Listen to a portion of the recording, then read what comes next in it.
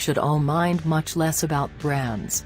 That, to say the least, is plainly evident to any individual who has looked at the distinction in expense and taste between State, Lucky Charms and Marshmallow Mateys. In any case, in this age when corporate Twitter accounts have a greater number of adherents than some world heads, thus called influencers, can bring home the bacon by peddling mellow intestinal medicines on Instagram, it's protected to expect that few of us are following that counsel.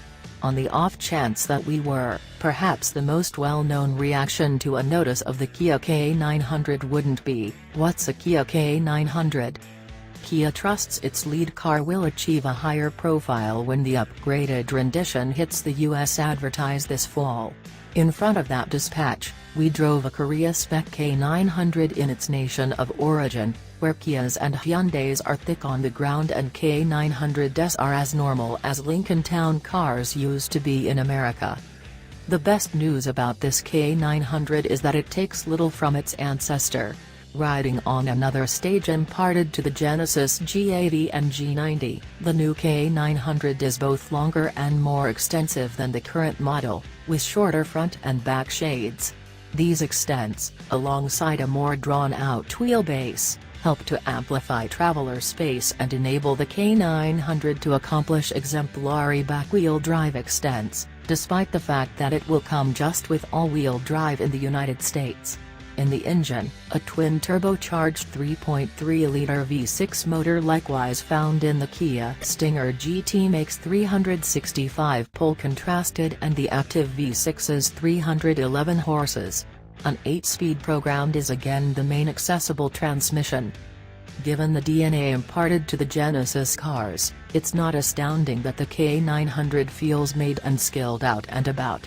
In spite of the fact that its transmission and suspension tuning could change before the K900 hits US dealerships, the Korea-spec show we drove had a smooth, detached ride and a lot of intensity on tap.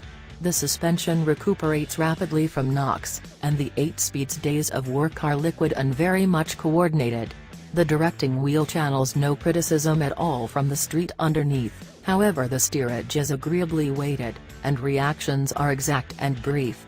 The sport driving mode appears somewhat unusual for the K900, be that as it may, as it makes for harsher movements, dials up motor commotion, sends more torque to the back wheels, and expands the movable driver's situate side supports to their maximum position. Generally, however, this vehicle fits effectively into the average size extravagance form. Numerous official vehicle purchasers are more keen on climate than execution, and the K900 has made incredible walks there.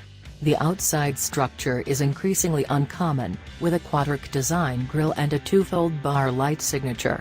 Thicker glass helps make for a tranquil lodge, the better to appreciate the 17-speaker Harman/Kardon stereo that feasible will be standard in US models. Surrounding inside lighting in 64 hues, 7 chose as a team with Pantone, and a Maurice Lacroix-marked dashboard clock include a pinch of selectiveness, as does the open-pore wood that would now be able to be picked to trim the dash, focus reassure, and entryway boards. The wood look material that decorates the controlling wheel edge is less persuading. The back seats are agreeable fauteuils, move